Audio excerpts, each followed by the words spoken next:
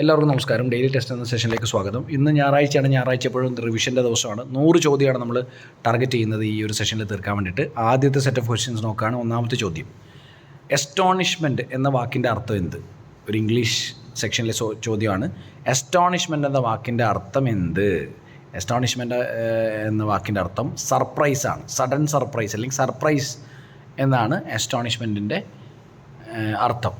Candid എന്ന വാക്കിൻ്റെ അർത്ഥം എന്താണ്? ഫ്രാങ്ക്, സ്ട്രെയിറ്റ് ഫോർവേഡ് എന്നൊക്കെയാണ്. കാൻഡിഡ് പിക്ചർ എന്ന് പറയുന്നത് പോസ് ചെയ്യാത്ത പിക്ചർ, ഒറിജിനൽ എന്ന അർത്ഥത്തിലാണ്. ഫ്രാങ്ക്, സ്ട്രെയിറ്റ് ഫോർവേഡാണ് കാൻഡിഡ് എന്ന വാക്കിൻ്റെ അർത്ഥം. ഫാറ്റ് ബോയ് എന്ന് വിളിക്കുന്ന വിക്ഷേപണ വാഹനം, മൂന്നാമത്തെ ചോദ്യം, ഫാറ്റ് ബോയ് എന്ന് വിളിക്കുന്ന വിക്ഷേപണ വാഹനം ഏത്? GSLV Mk3 ആണ് ഫാറ്റ് ബോയ് എന്ന് വിളിക്കുന്ന വിക്ഷേപണ വാഹനം ISROയുടെ. Fat boy GSLV Mk3. 4, രക്തം കട്ടപിടിക്കാൻ സഹായിക്കുന്ന ജീവകം ഏതാണ്? വിറ്റമിൻ ഏതാണ്? രക്തം കട്ടപിടിക്കാൻ സഹായിക്കുന്ന ജീവകം എന്ന് പറയുന്നത് വിറ്റമിൻ കെ ആണ്. Vitamin K. ബ്യൂട്ടി വിറ്റമിൻ എന്നറിയപ്പെടുന്ന വിറ്റമിൻ ഏത്? ബ്യൂട്ടി വിറ്റമിൻ, വിറ്റമിൻ ഇ ആണ് ബ്യൂട്ടി വിറ്റമിൻ എന്ന് പറയുന്നത്. രക്തഗ്രൂപ്പ് എയിലെ ആൻറ്റിജൻ ഏത്? രക്തഗ്രൂപ്പ് എയിലെ ആൻറ്റിജൻ ക്യാപിറ്റൽ എ എന്ന് പറയുന്ന എയും ആൻറ്റിബോഡി ബിയുമാണ്. ഏത് തരം ചോദ്യങ്ങൾക്കാണ് വാമൊഴിയായിട്ട് ഉത്തരം മന്ത്രിമാർ നൽകേണ്ടത്? സഭയിൽ, ലോകസഭയിലാകട്ടെ അതുപോലെ തന്നെ അസംബ്ലിയിലാകട്ടെ ഏത് തരം ചോദ്യങ്ങൾക്കാണ് വാമൊഴിയായി ഉത്തരം മന്ത്രിമാർ നൽകേണ്ടത്? അതുകൊണ്ട് തന്നെ ഇതിന് സപ്ലിമെൻ്ററി ക്വസ്റ്റ്യൻസ് ഫോളോ ചെയ്യും അല്ലേ? അപ്പോൾ അത് സ്റ്റാർഡ് ക്വസ്റ്റ്യൻസ് ആണ്. നക്ഷത്ര ചിഹ്നമുള്ള ചോദ്യങ്ങൾക്കാണ് വാമൊഴിയായി മന്ത്രിമാർ ഉത്തരം നൽകേണ്ടത്. 8, അശോക് മേത്ത കമ്മിറ്റി എന്തുമായി ബന്ധപ്പെട്ടതാണ്? പഞ്ചായത്ത് രാജ് സിസ്റ്റവുമായി ബന്ധപ്പെട്ടതാണ് Ashok Mehta committee. Playing it my way ആരുടെ ഓട്ടോബയോഗ്രഫിയാണ്? പ്ലേയിങ് ഇറ്റ് മൈ വേ എന്ന് പറയുന്നത് സച്ചിൻ ടെണ്ടുൽക്കറുടെ ഓട്ടോബയോഗ്രഫിയാണ്. ടെസ്റ്റ് ഓഫ് മൈ ലൈഫ് ആരുടെ ആത്മകഥയാണ്? ഓട്ടോബയോഗ്രഫിയാണ്. Test of my life Yuvraj സിംഗിൻ്റെ ഓട്ടോബയോഗ്രഫിയാണ് ടെസ്റ്റ് ഓഫ് മൈ ലൈഫ്. അപ്പോൾ 10 ചോദ്യങ്ങൾ കഴിഞ്ഞിരിക്കുകയാണ്. 11ാമത്തെ ചോദ്യം, ഈസ്റ്റേൺ എക്കണോമിക് ഫോറം EEF എന്നത് ഏത് രാജ്യത്തെ നിക്ഷേപ പ്രൊജക്റ്റുമായി ബന്ധപ്പെട്ടതാണ്? ഈസ്റ്റേൺ എക്കോണമിക് ഫോറം എന്ന് പറയുന്നത് ഇന്ത്യ ഒക്കെ ഇൻവെസ്റ്റ് ചെയ്യുന്ന ഒരു ഫോറമാണ് ഈസ്റ്റേൺ എക്കോണമിക് ഫോറം. ഏത് രാജ്യവുമായി ബന്ധപ്പെട്ടതാണ്? റഷ്യയുമായി ബന്ധപ്പെട്ടതാണ് ഈസ്റ്റേൺ എക്കോണമിക് ഫോറം എന്ന് പറയുന്നത്.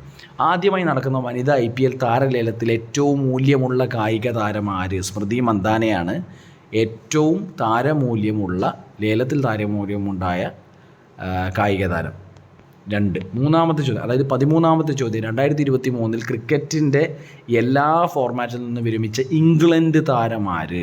ഇയോൻ മോർഗനാണ് 2023 ക്രിക്കറ്റിലെ എല്ലാ ഫോർമാറ്റിൽ നിന്നും വിരമിച്ച ഇംഗ്ലണ്ടിൻ്റെ താരം. Retired justice S. Abdul Nazeer ഏത് സംസ്ഥാനത്തിൻ്റെ ഗവർണറായിട്ടാണ് സ്ഥാനമേറ്റത്? Retired justice S. Abdul Nazeer ആന്ധ്രാപ്രദേശിൻ്റെ ഗവർണറായിട്ടാണ് സ്ഥാനമേറ്റത്. 12 ചീറ്റകളെ ഇന്ത്യയിൽ എത്തിക്കുന്നു. ഏത് രാജ്യത്തിൽ നിന്നാണ് ഇത്തവണ ചീറ്റകൾ എത്തുന്നത്? ആദ്യം നമീബിയ ആയിരുന്നു, ഇപ്പോൾ സൗത്ത് ആഫ്രിക്കയാണ്. സർവ്വസദാ സേവ ഏത് രോഗവുമായി ബന്ധപ്പെട്ട ബോധവൽക്കരണ പരിപാടിയാണ്? മന്ത് രോഗവുമായി ബന്ധപ്പെട്ടതാണ് സർവ്വസദാ സേവ എന്ന് പറയുന്നത്. 2023 രാജ്യത്ത് ആദ്യമായി വൻതോതിൽ ലിഥിയം റിസർവുകൾ കണ്ടെത്തിയത് എവിടെയാണ്? ലിഥിയം നിക്ഷേപം കണ്ടെത്തിയത് എവിടെയാണ്? ജമ്മു കാശ്മീരിലാണ്. ഇത് നമ്മുടെ ഇലക്ട്രിക് വെഹിക്കിൾസുമായി ബന്ധപ്പെട്ടുള്ള സെഗ്മെൻറ്റുകളെ ബൂസ്റ്റ് ചെയ്യുമെന്ന് പറയുന്നു. അതിനൊരു ഉത്തേജനമാണ് എന്ന് പറയുന്നു. തുർക്കിയിലെ ഭൂകമ്പത്തിൽ ഇന്ത്യയുടെ ദൗത്യത്തിൻ്റെ പേരെന്താണ്? ഓപ്പറേഷൻ ദോസ്ത്. ഏറ്റവും വലിയ ഹെലികോപ്റ്റർ നിർമ്മാണ ഫാക്ടറി ഇന്ത്യയിൽ നിലവിൽ വരുന്നത് എവിടെയാണ്? തുംകൂരുമാണ്. തുംകൂർ എവിടെയാണ്? കർണാടക, ബാംഗ്ലൂരുമാണ്. 2023 ചരിത്ര സ്മാരകമായി പ്രഖ്യാപിക്കാൻ തീരുമാനിച്ച പാലം ഏതാണ്? തമിഴ്നാട്ടിലൊരു പാലമാണ് പാമ്പൻ പാലം. 20 ചോദ്യങ്ങൾ കഴിഞ്ഞിരിക്കുകയാണ്. 21ാമത്തെ ചോദ്യം, 1ാം വട്ടമേശ സമ്മേളനം നടന്നത് എവിടെയാണ്? ഏത് വർഷമാണെന്നാണ് ചോദ്യം. 1930 ഫസ്റ്റ് റൗണ്ട് ടേബിൾ കോൺഫറൻസ് നടന്നത്. ഗാന്ധിജി പങ്കെടുത്ത വട്ടമേശ സമ്മേളനം ഏതാണ്? Second round table conference. ഏതുമായി ബന്ധപ്പെട്ടാണ്? ഗാന്ധി ഇർവിൻ പാക്ട് ഓഫ് 1931 ശേഷമാണ് second round table conference 1931 Gandhi പങ്കെടുക്കുന്നത്. കമ്മ്യൂണൽ അവാർഡ് പ്രഖ്യാപിച്ച ബ്രിട്ടീഷ് പ്രധാനമന്ത്രി ആരാണ്? കമ്മ്യൂണൽ അവാർഡ് പ്രഖ്യാപിച്ച ബ്രിട്ടീഷ് പ്രധാനമന്ത്രി റാംസേ മെക്ഡൊണാൾഡ്. കമ്മ്യൂണൽ അവാർഡ് പ്രഖ്യാപിച്ച വർഷം ഏതാണ്? 1932 കമ്മ്യൂണൽ അവാർഡ് പ്രഖ്യാപിച്ച വർഷം. ഓഗസ്റ്റ് ഓഫർ എപ്പോഴാണ് പ്രഖ്യാപിച്ചത്? 1940 ഓഗസ്റ്റ് 8 ഓഗസ്റ്റ് ഓഫർ പ്രഖ്യാപിച്ചത്. ഇന്ത്യയിൽ ആദ്യമായി ഫെഡറൽ മാതൃകയിൽ ഒരു ഭരണകൂട വ്യവസ്ഥ ചെയ്ത നിയമം ഏതാണ്? ഒരു ഫെഡറൽ വ്യവസ്ഥയാണ് ഇന്ത്യയിൽ വേണ്ടതെന്ന് പറഞ്ഞ നിയമം ഗവൺമെൻറ് ഓഫ് ഇന്ത്യ ആക്ട് 1935 ആണ്. 1935 government of India act. Quit India സമരനായിക ആരാണ്? അരുണ അസഫ് അലിയാണ് ക്വിറ്റ് ഇന്ത്യ സമരനായിക എന്നറിയപ്പെടുന്നത്? ഗീതാ രഹസ്യം എഴുതിയതാരാണ്? ബാൽ ഗംഗാധർ തിലകാണ് ഗീതാ രഹസ്യം എന്ന പുസ്തകം എഴുതിയത്. ഹിതമാത എന്ന ഇംഗ്ലീഷ് പത്രം ആരംഭിച്ചതാരാണ്? ഗോപാലകൃഷ്ണ ഗോഖലെയാണ് ഹിതമാത എന്ന ഇംഗ്ലീഷ് പത്രം ആരംഭിച്ചത്. സർദാർ പട്ടേൽ അധ്യക്ഷനായിരുന്ന കോൺഗ്രസ് സമ്മേളനം ഏത്? സർദാർ പട്ടേൽ അധ്യക്ഷനായിരുന്ന കോൺഗ്രസ് സമ്മേളനം എന്ന് പറയുന്നത് 1931 കറാച്ചി സെഷനാണ്. 30 ചോദ്യങ്ങളാണ് കഴിഞ്ഞിരിക്കുന്നത്. 31ാമത്തെ ചോദ്യം, ആർ ശങ്കർ കേരളത്തിലെ ഉപമുഖ്യമന്ത്രി സ്ഥാനം വഹിച്ചിരുന്നു. സ്റ്റേറ്റ്മെൻറ്റാണ്. ശരിയാണോ തെറ്റാണോ? ആർ ശങ്കർ കേരളത്തിലെ ഉപമുഖ്യമന്ത്രി സ്ഥാനം വഹിച്ചിരുന്നു. ശരിയാണ്. കാസർഗോഡ് ജില്ല രൂപീകരിക്കപ്പെട്ട വർഷം ഏതാണ്? 1984 കാസർഗോഡ് ജില്ല രൂപീകരിക്കപ്പെട്ടത്. ഏത് വർഷമാണ്? 1984. കയ്യൂർ സമരം നടന്ന വർഷം ഏത്? 1941 കയ്യൂർ സമരം നടന്നത്. കേരളത്തെ എത്രാമത്തെ കോർപ്പറേഷനാണ് കണ്ണൂർ? 6ാമത്തെ കോർപ്പറേഷനാണ് കേരളത്തിലെ കണ്ണൂർ എന്ന ജില്ല. I too had a dream, an unfinished dream ആരുടെ ആത്മകഥയാണ്? ഡോക്ടർ വർഗീസ് കുര്യൻ്റെയാണ്. I too had a dream, an unfinished dream, Varghese Kurien. Malabar special police ആസ്ഥാനം എവിടെയാണ്? 6ാമത്തെ ചോദ്യം, അതായത് 36ാമത്തെ ചോദ്യം. മലപ്പുറമാണ് മലബാർ സ്പെഷ്യൽ പോലീസിൻ്റെ ആസ്ഥാനം. ധോണി വെള്ളച്ചാട്ടം എവിടെയാണ് സ്ഥിതി ചെയ്യുന്നത്? പാലക്കാടാണ് ധോണി വെള്ളച്ചാട്ടം സ്ഥിതി ചെയ്യുന്നത്. കാമാഖ്യ ക്ഷേത്രം വളരെ ഇമ്പോർട്ടൻ്റ് ആയിട്ടുള്ള ക്ഷേത്രമാണ്. എവിടെയാണ്? ആസാമിലാണ് കാമാഖ്യ ക്ഷേത്രം.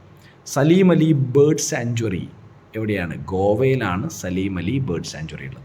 ഏറ്റവും കൂടുതൽ കണ്ടൽ കാടുകളുള്ള സംസ്ഥാനം ഏത്? വെസ്റ്റ് ബംഗാൾ. പശ്ചിമ ബംഗാളിലാണ് ഏറ്റവും കൂടുതൽ മാംഗ്രൂവ്സ് അഥവാ കണ്ടൽ കാടുകളുള്ളത്. അപ്പോൾ 40 ചോദ്യങ്ങൾ കഴിഞ്ഞിരിക്കുകയാണ്.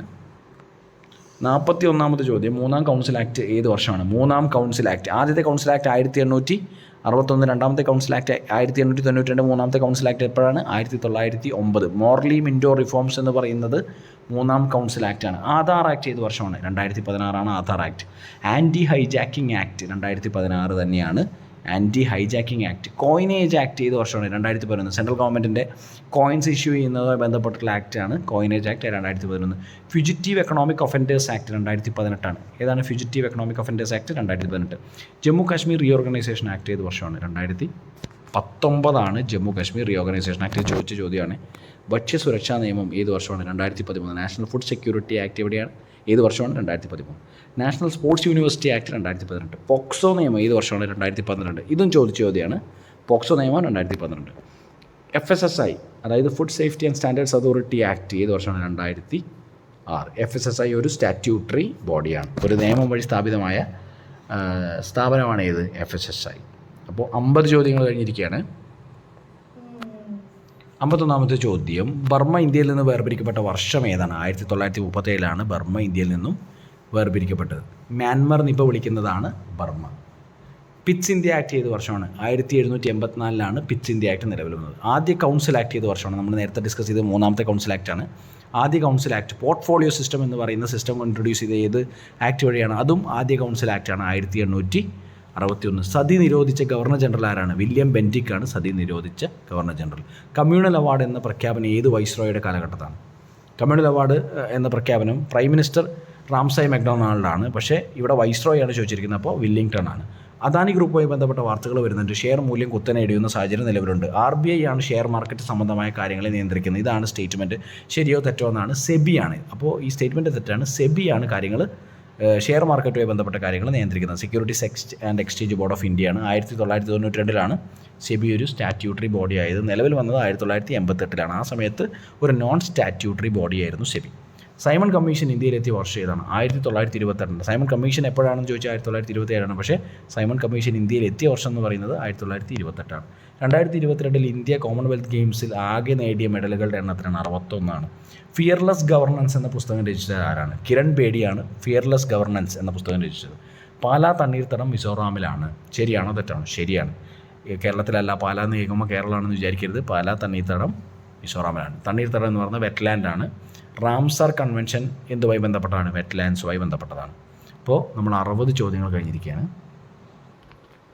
61ാമത്തെ ചോദ്യം, 5ാമത് ഖേലോ ഇന്ത്യ യൂത്ത് ഗെയിംസ് എവിടെയാണ് നടന്നത്? മധ്യപ്രദേശ്. 5ാമത് Khelo India youth games Madhya Pradesh. 5ാമത് ഖേലോ ഇന്ത്യ യൂത്ത് ഗെയിംസിൽ ഏറ്റവും കൂടുതൽ മെഡലുകൾ നേടിയ സംസ്ഥാനം മഹാരാഷ്ട്രയാണ്. നടന്നത് മധ്യപ്രദേശിലും ഏറ്റവും കൂടുതൽ മെഡലുകളുള്ളത് മഹാരാഷ്ട്രയിലാണ്. 14ാം എയ്റോ ഇന്ത്യ എക്സ്പോ എവിടെയാണ് നടന്നത് എന്നാണ്? കർണാടകയിലെ യലഹങ്കയിലാണ്. 3ാമത് Khelo India winter games, youth games അല്ല, 3ാമത് ഇന്ത്യയിലെ ഖേലോ ഇന്ത്യ വിൻ്റർ ഗെയിംസ് എവിടെയാണ് നടന്നത്? ഗുൽമാർഗിലാണ്. Gulmarg. Chimeric antigen receptor CART T cell therapy എന്തുമായി ബന്ധപ്പെട്ടതാണ്?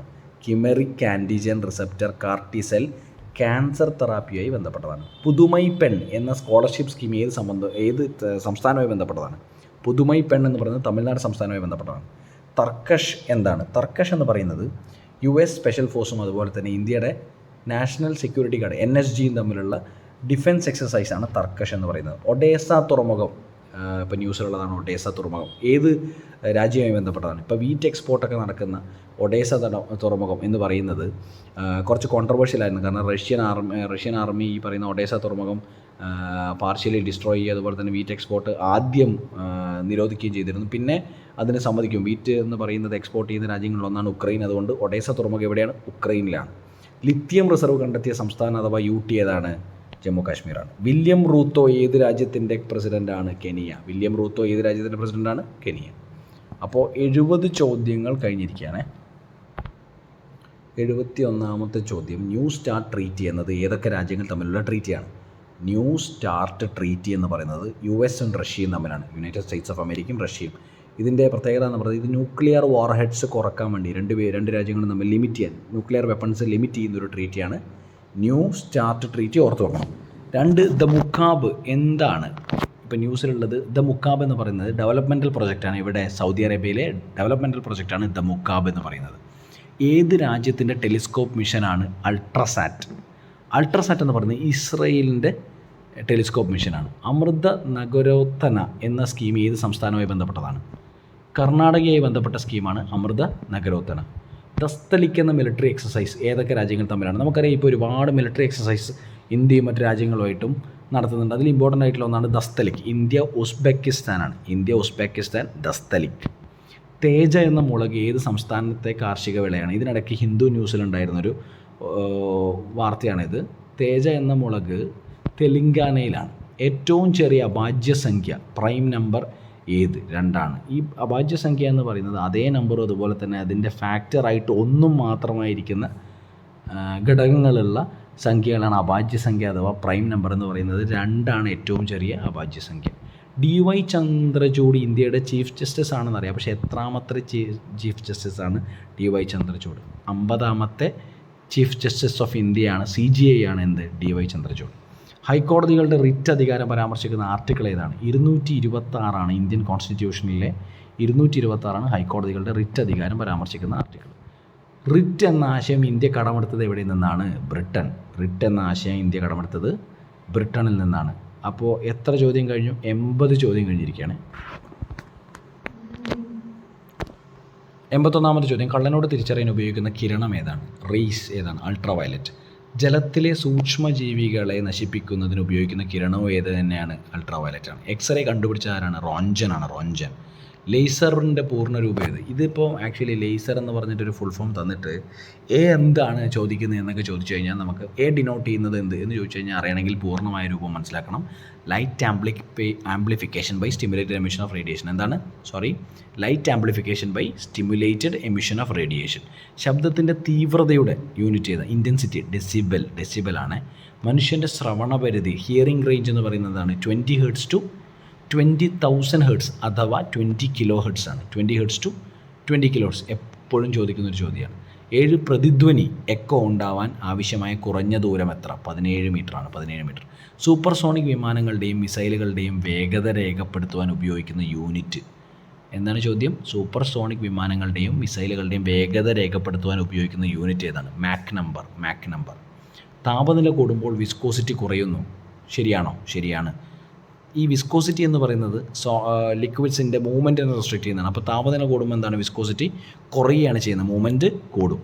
ഒരു ഗോളത്തിൻ്റെ ഗുരുത്വാകർഷണ വലയത്തിൽ നിന്ന് മുക്തമായി മുന്നോട്ട് പോകുവാൻ ഒരു വസ്തുവിന് ഏറ്റവും കുറഞ്ഞ പ്രവേഗം വെലോസിറ്റി ഏതാണ്? പലായന പ്രവേഗമാണ്. എന്താണ്? Escape velocity. എർത്തിൻ്റെ കാര്യത്തിൽ എന്താണ്? ഭൂമിയുടെ കാര്യത്തിൽ 11.2 km/s ആണ് എന്ത്? ഈ എസ്കേപ്പ് വെലോസിറ്റി എന്ന് പറയുന്നത്. 90 ചോദ്യം കഴിഞ്ഞിരിക്കുകയാണ്.